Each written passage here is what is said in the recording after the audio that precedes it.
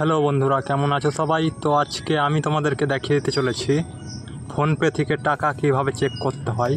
তো জানতে হলে ভিডিওটি সম্পূর্ণ দেখতে হবে। তো চলো শুরু করা যাক আজকের ভিডিও।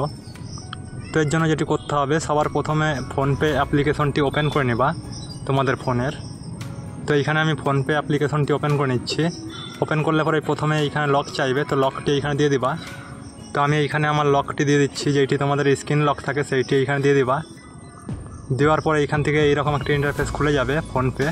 তো এখানে দেখতেই পাচ্ছ আমার ফোনে। তো এইরকম কিন্তু তোমাদের ফোনেও কিন্তু খুলে যাবে এইরকম একটি ইন্টারফেস।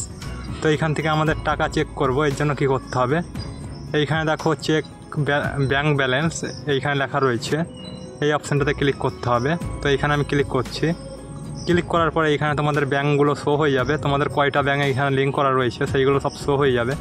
তো এখানে আমার দুটো ব্যাঙ্ক এখানে অ্যাড করা রয়েছে, তো দুটো এইখানে দেখাচ্ছে। তোমার যদি একটা থাকে তো একটা দেখাবে।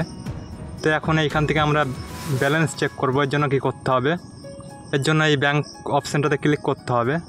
ক্লিক করার পরে এইখানে তোমাদের এই ফোনপের পাসপোর্টটি চাইবে। তো এখানে তোমাদের ফোনপের পাসপোর্টটি দিয়ে দিবা। তো এইখানে আমি দিয়ে দিলাম।